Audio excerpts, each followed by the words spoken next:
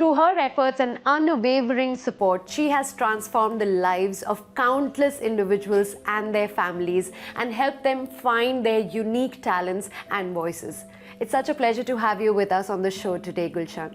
Thank you. Thank you for having me. Gulshan, many people look at you as a beacon of hope for children with special needs, children of determination, and you've really impacted a lot of lives. But here we are today to know about your life, your journey, your story. So let me take you back to your early life. As a child, how were you?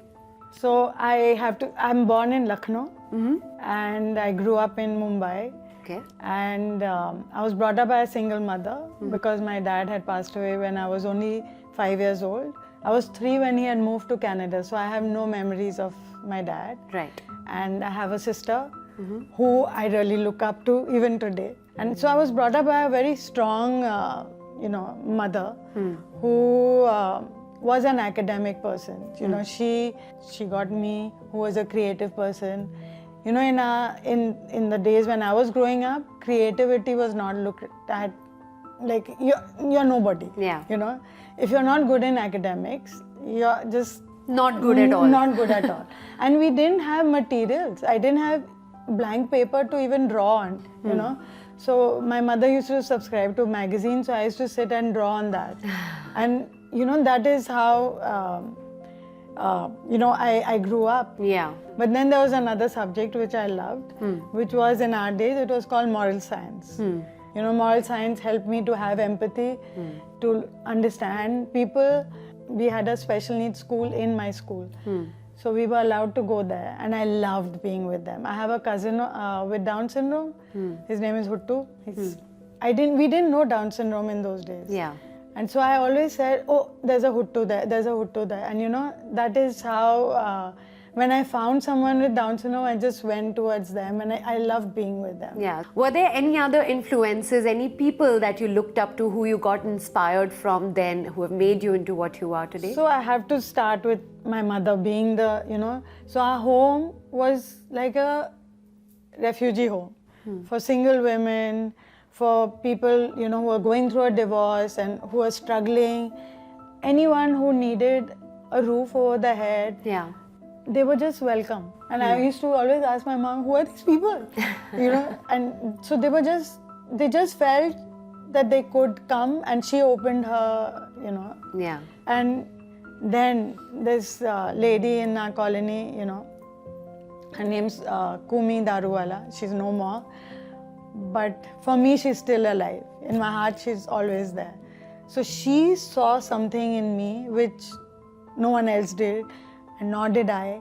And she said, you know what, you start organizing stuff. You organize a party. I said, me? I'm not going to do it. She said, no, you can and you will, and you start doing this. And so I started organizing these just Christmas parties in the colony. And I said, oh, this is fun and so easy. It was very easy for me to do it. Yeah. And then little by little, she saw a lot more in me and she pushed me into, no, come with me and see what I'm doing. And my goodness, that woman, you know, was making a difference in so many people's lives. You know, she would financially support people, but just not giving the money to them. She would go to their house, actually see their condition, whether they really required it, how much did they require, and then she would, you know, even when she was on a dying bed, she was in an ICU, and she would write these notes to the ward boy and say, get this printed, and then I need to put it all out, and you know, so she was always making a difference in people's lives. Yeah. So I was really blessed to be touched by Kumi auntie. How amazing. At whatever chance she got to make that difference, she just went out there and did it. Yeah. Wow. Tell me about your first job. Oh, my first job? So I studied art and then I got married. You know, then we moved to Dubai. I was pregnant with Zara. So in those days, we had these yellow pages in Dubai, you know. And I looked through the yellow pages, trying to find a school for special needs. Couldn't find anything. Then I asked the taxi driver, I said, do you know? So he said, हाँ, एक है Al-Noor. So I called Al-Noor. I said, you know, I'm not driving yet. But so they said, you know, when you get your license, you call us. Oh. Yeah. So then I said, is there any other school who would be more welcoming? So then I called Dubai Center for Special Needs and I told them I have an art background and they welcomed me. Yeah. For families having children with special needs, you're doing other things. There's art and there's so much that you teach them. You teach them to be independent, to earn for themselves. Exactly. Tell us more about this. So I was offered my first job at the age of 46. It was the most amazing 10 years of my life. Yeah. You know, I had 27 students and we were teaching them life skills through the medium of art. And you know, when you start believing in them, they start believing in themselves. Yeah. I think the whole of UAE started seeing them as artists. Not artists with a disability, artists. Independent artists. Independent. And then they said, hey, if y'all are selling, we need to be paid. Yes. So they started making money and they loved that. Yeah. And I started working with Abdullah Lutfi, Yes. who's an Emirati artist. Today, you know, he's a brand. Yes. So that is the time, Gulshan, is what we can say was the turning point in your life. You had not only Zara to take care of and at the same time, because you had already begun working for people with special needs, how was it? What was your mindset then and how did you go about doing what you're doing today? So I loved being with people with children and adults with special needs. I still love it. I had a friend, Sandhya. You know, she was Sri Lankan. She had twins with cerebral palsy. She's no more. But if anyone took me through the stages of grief, because it is grief, Yeah. and when I finally came to acceptance with, you know, the whole situation, she took me through that journey. But I went through it really quick because she was there guiding me. You know, when you can't do anything about a situation, you just have to accept it. Yeah. In those days, Zara had 10 to 15 seizures a day. Yeah. But again, you know, Janai, my daughter, she was just 7 when Zara was born. She was so little. She had come to terms and she said, so do you want a child who talks or do you not want a child that talks? Because when I talk, you tell me, just keep quiet, just give me a break. And now you're crying because Zara is not talking, so what do you want?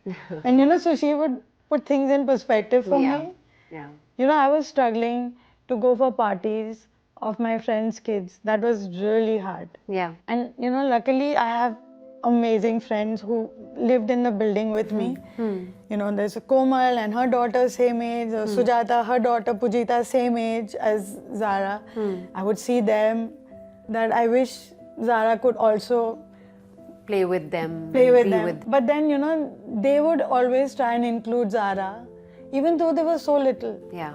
You know, just till now, Pujita till now, they include Zara in their lives.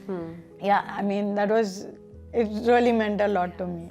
How nice. And I also want you to talk about your podcast because content is everything these days, and I think you've done a fab job by creating POD. That's what it's called, People of Determination. People of Determination. I mean, yeah, thank you to Sheikh Mohammed for introducing this term.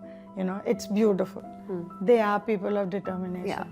You know, I sit across talking to them about their lives. Yeah. And when you actually watch it, you'll realize that their lives are no different from ours. Yeah. You know, they've gone through the same challenges, a little more sometimes, a little less. And they just take every day as it comes. They just take one day at a time, you know. And that's such a beautiful way of living. Yeah. I'm going to ask you last 3 questions. Okay? My book, I have to just talk about it. Yes, about the book which is about to be published. Tell us about it. So, you know, every Friday, I sat with my nephew, Kurosh Khodaiji, who's written my story. And he's done a fabulous job. It's called Why Me? Why Not Me? Thank God Me. Oh, You wow. know, because that's my journey. Yeah. Is there a quote that you live by? Yeah, ask and you shall receive. Always, I am not afraid to ask. I ask for everything. Superb. So tell me, in Bollywood, who are you most fond of? Right now, Baman. I mean, yeah, he's. There's someone whom your voice resembles a lot. If I could get 1 dirham for every person who says Farah Khan to me. You even talk like her.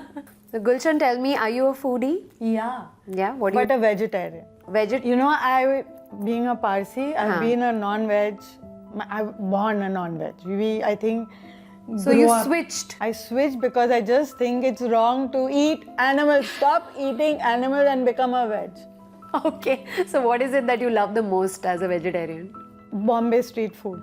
I love street food. Chaat. Chaat and pav bhaji and pani puri anytime. And do you cook as well? Yeah. Yeah. What do you cook the best? Should I ask your husband? Because I really love him so much, I cook non-veg for him. Oh, and you don't taste it? I don't touch it. I don't taste it. Yeah. But I do.